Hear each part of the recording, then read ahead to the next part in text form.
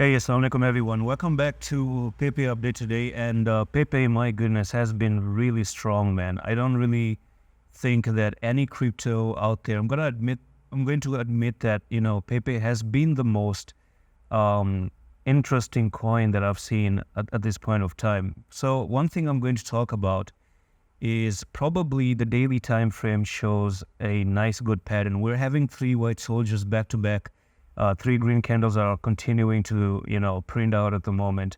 And the thing is that I do see a flag here. So we may see Pepe trying to move up to this technical target. So you can see we printed in a bull flag right over there, and you've broken above the bull flag. So if I take the top to the bottom, you can expect Pepe to actually come back up to 1,062 and continue for another push of nearly 22.76%.